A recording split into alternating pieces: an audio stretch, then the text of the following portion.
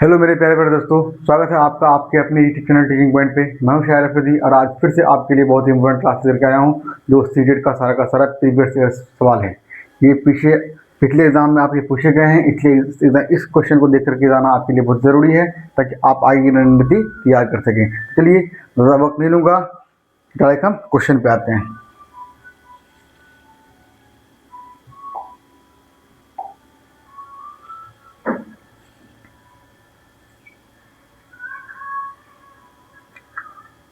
हम लोग कहाँ पे थे उस दिन?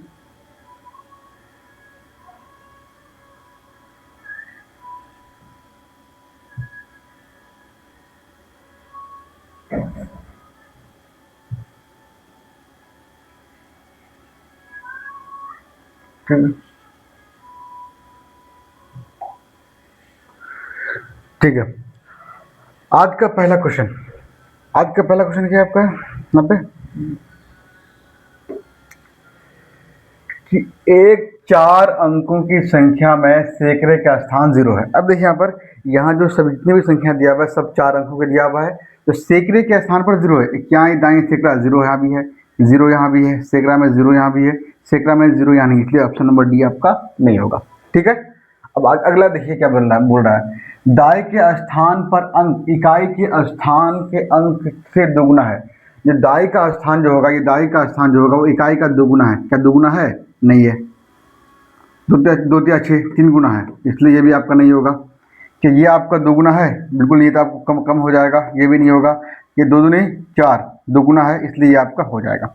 ठीक है, तो इतना ही पढ़ने के बाद हम जो आंसर तक पहुंच गए। आप चाहें तो आगे पढ़ सकते हैं कि आगे क्या बोला है, उसको भी आप मिला सकते हैं। ठीक है, जैसे और बोला यहाँ पर, जबकि 1000 के स्थान पर अंक इकाई के स्थान के अंक से 3 गुना है।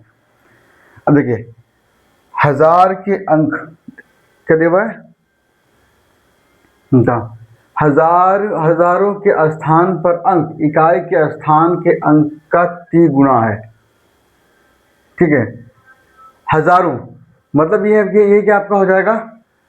हजारों मतलब क्या बोला कि 10,000 के स्थान पर। ठीक है, तो 10,000 के स्थान पर जो अंक है इकाई दाएं सैकड़ा, सॉरी 1000 है ना, 1000 है ना आपका। 1000 के स्थान पर इकाई दाएं सैकड़ा 1000, 1000 के स्थान पर जो अंक है 3 6 है, तो ये आपका 3 गुना है कि नहीं? तो ये आपका 6 3 गुना आपका है।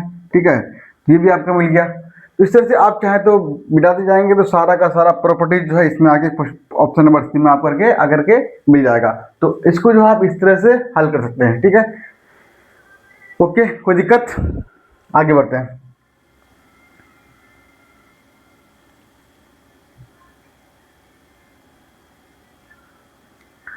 अब देखिए अगला क्वेश्चन यहाँ दिया हुआ है कि यदि n एक प्राकृतिक संख्या है तो इनमें से सबसे छोटी संख्या कौन सी होगी। अब बोला कि n एक प्राकृतिक संख्या है। अब प्राकृतिक संख्या शुरू कहाँ से होता है? 1 से शुरू होता है। 1 से हम मतलब कम से कम जो होगा 1 होगा। 1 से लेकर आप आगे जितना बढ़ते जाएंगे सब प्राकृतिक संख्या है, तो कम से कम कितना होगा? 1 तो आपका होगा ही। तो बोला कि n एक प्राकृतिक संख्या है, अब कोई भी संख्या हो सकता है, तो इनमें से सबसे छोटी संख्या कौन सी होगी। अब देखिए जहाँ जहाँ n आपका दिया हुआ है वहाँ कोई एक प्राकृतिक संख्या लेकर देखिए। अब देखिए कि क्या करने पर सबसे छोटी संख्या आएगा। मान लीजिए कि n को आप अगर 2 रखते हैं, सपोज दैट 1 रखें, 2 रखें, 3 रखें, जो भी रखें, अब आपकी मर्जी है।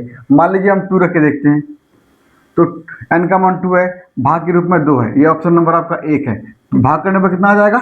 1 आ जाएगा, कट जाएगा। तो फिर देखिए ऑप्शन नंबर बी को हम देखते हैं। n का मान कितना रखे हैं? 2 2 गुना 0.7, तो कितना हो जाएगा? ये 7 दूनी 14, 1.4 आ जाएगा। आएगा ना, जब 7 को 2 से गुना करेंगे 14 आएगा। 1 पॉइंट के बाद 0 है तो 1.4 आ जाएगा। फिर ऑप्शन नंबर सी हम देख रहे हैं, कितना दिया हुआ है? n का मान 2 भागा 1.2, कितना होगा ना। अब देखिए इसको उड़ाएंगे पॉइंट को, तो यहाँ 0 आ जाएगा। कितना आ जाएगा आपका?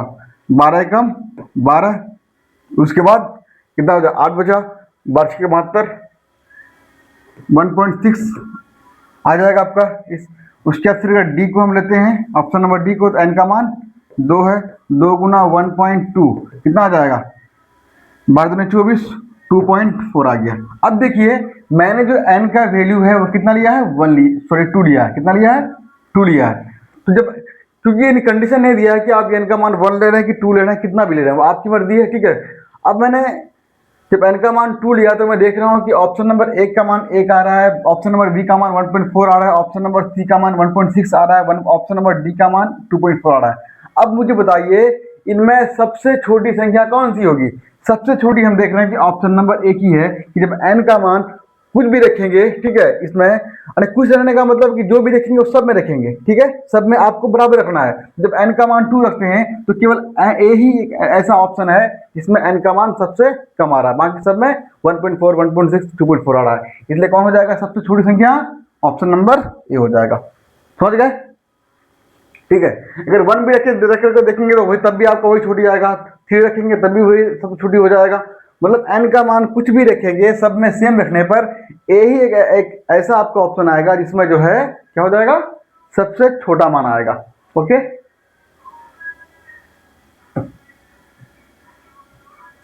अब देखिए अगला क्वेश्चन क्या है पे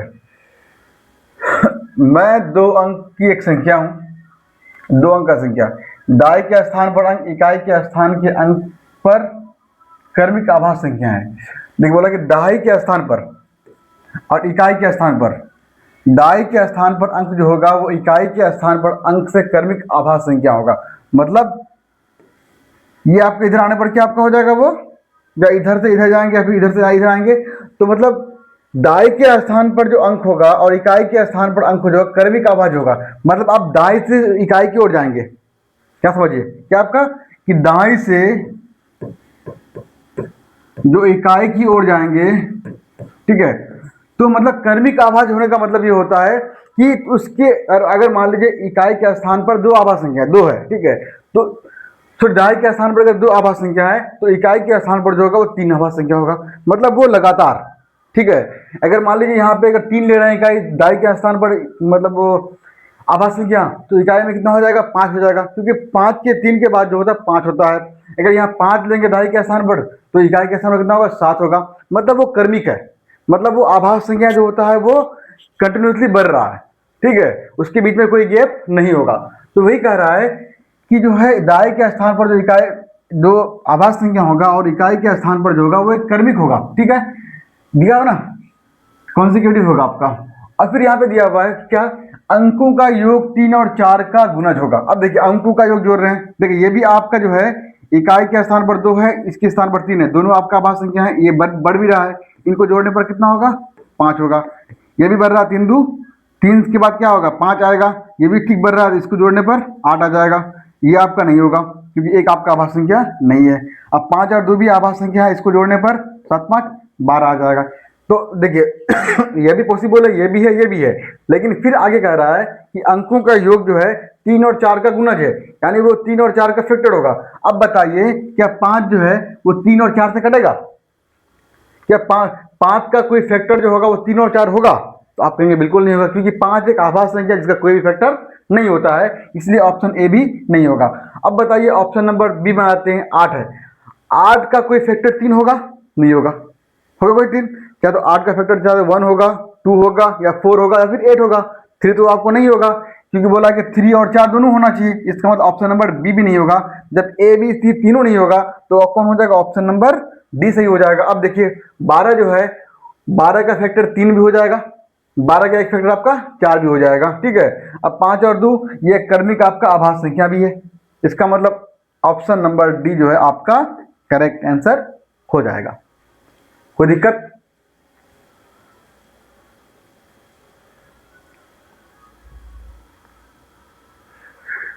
अब देखिए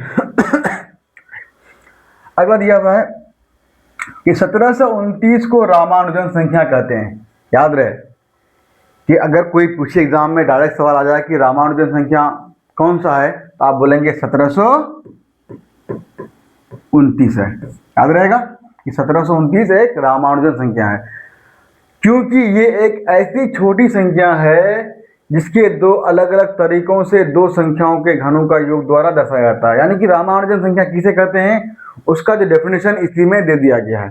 यानी कि सबसे पहले तो रामानुजन संख्या 1729 होता है। यानी कि आपका अगर एग्जाम में आ जाए कि रामानुजन संख्या कहते किसे हैं, अगर कोई पूछ ले आपको तो कि रामानुजन संख्या उसे कहते हैं कि जिनका मतलब ये सबसे पहले एक छोटी प्राकृतिक संख्या है, और जिनका जो होता है किन्हीं दो संख्याओं के घनों का घन करेंगे, घनों का योग करेंगे। कोई भी संख्या होगा, मान लीजिए एक संख्या आपका ये है, एक संख्या ये है, इनका भी घन करेंगे, इनका भी घन करेंगे, तो दोनों को आप जोड़ेंगे तो कितना 1729 आ जाएगा। तो ऐसा दो होगा, ऐसा दो जोड़ा होगा, समझ गए? यानी कि ऐसा दो संख्या होगा जिनके घनों का आप योग करेंगे तो वो 1729 आ जाएगा केवल। यानी कि 1729 एक ऐसी छोटी प्राकृतिक संख्या है जिसके घनों का, दो संख्याओं के घनों का योग कितना हो जाएगा? 1729 होगा। और ऐसे कितने पेयर हो जाएंगे? दो हो जाएगा। ऐसे कितना जोड़ा हो जाएगा? दो जोड़ा हो जाएगा। तो वही यहाँ पे कहा है कि अलग अलग तरीकों से दो संख्याओं के घनों का योग द्वारा दर्शाया जाता है। निम्नलिखित में से संख्याओं के कौन से युग्मों के घनों से ये संख्या प्राप्त होगी? अब देखिए,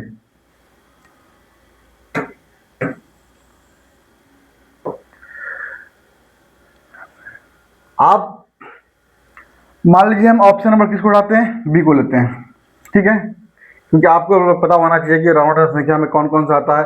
1 और 12 आएगा, 10 और 9 आएगा। कैसे आएगा देखिए, एक लेंगे, एक है और 12 है, तो 1 का क्यूब कितना होगा? 1 ही हो जाएगा। 12 का क्यूब 1728 हो जाएगा। दोनों को जोड़ने पर 1729 आ जाएगा। फिर देखिए दूसरा दिया हुआ है 10 और 9, 10,9 दिया हुआ है। 10 का क्यूब 1000, ठीक है, प्लस 9 का क्यूब कितना होगा? जब 9 गुना 9 गुना 9 करेंगे तो 729 आएगा। दोनों को जोड़ने पर 1729 आ जाएगा। देख लीजिए आ गया। तो केवल एक ऐसी संख्या ये जो है 1, 12 और 10, 9 है, ठीक है, जिनके वर्गों का आप योग करेंगे तो वो 1729 आ जाएगा, ठीक है। इसलिए इसका ऑप्शन नंबर बी जो है बिल्कुल ही करेक्ट आंसर होगा। उसके अलावा किसी भी संख्या को आप लेंगे तो वो आपका नहीं होगा। अब देखिए मान लीजिए 2 को उठाते हैं, ऑप्शन नंबर सी को उठाते हैं। अभी देखिए 2 दिया हुआ है और 11 दिया हुआ है। 2 का क्यूब कितना होगा? 8 होगा। 11 का क्यूब 1331 होता है। दोनों को जोड़े कितना होगा? 1339 हो जाएगा। क्या 1339 आपका आया? नहीं आया, इसलिए ये भी आपका नहीं होगा, ठीक है। तो रामानुजन संख्या जो होता है केवल 1, 12 और 8, 9 यही ऐसी दो संख्या है जिनके घनों का योग जो होगा वो 1729 होगा। और 1729 नंबर को ही, इसी नंबर को हम लोग रामानुजन संख्या कहते हैं, ठीक। कोई दिक्कत? समझ गए? एग्जाम में आ सकता है, इसलिए देखिए ये भी एग्जाम में आपका आया है ना, सीटेट पेपर में 3 जनवरी 2022 में आपका आया है, इसलिए इस सब चीज को आप याद रखेंगे, ठीक।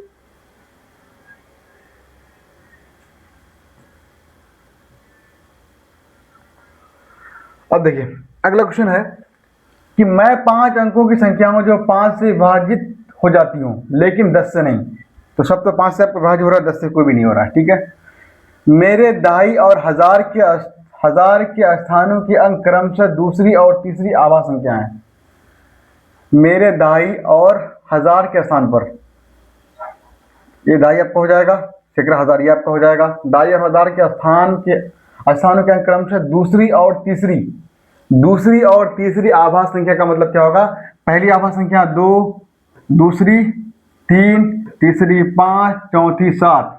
तो बोला है कि दाई के स्थान पर दूसरी आभास संख्या होगा और हजार के स्थान पर तीसरी होगा, बोला है ना। दाई और हजार के स्थान पर क्रमशः मतलब लगातार दूसरी और तीसरी आभास संख्या, तो क्या होगा? दाई के स्थान पर 3 होना चाहिए और आपका हजार के स्थान पर 5 होना चाहिए। अब देखिए कहां पर है, देखिए दाई के स्थान पर 3 केवल यहाँ पर है और हजार के स्थान पर 5 केवल यहीं पर है, इसलिए ऑप्शन नंबर सी आपका करेक्ट आंसर हो जाएगा। अब देखिए आप, क्या कहीं भी आपको दाई के स्थान पर आपको 3 दिख रहा है?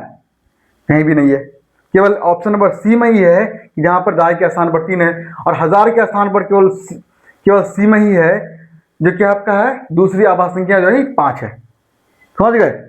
उसके अलावा आप किसी में भी देखेंगे ए, बी और डी में, तो कहीं भी आपको ये मिलने वाला नहीं है, ठीक है। कोई दिक्कत? आगे पढ़ सकते हैं।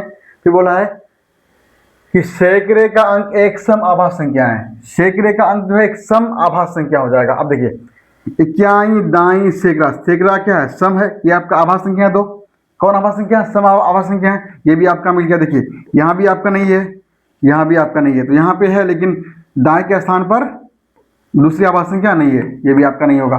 समझ गए ना? कोई दिक्कत? इस तरह से आप जो है क्वेश्चन को पढ़ते जाएंगे, उसको मिलान करते आएंगे, तो आप अपने ऑप्शन तक पहुंच जाएंगे। राइट?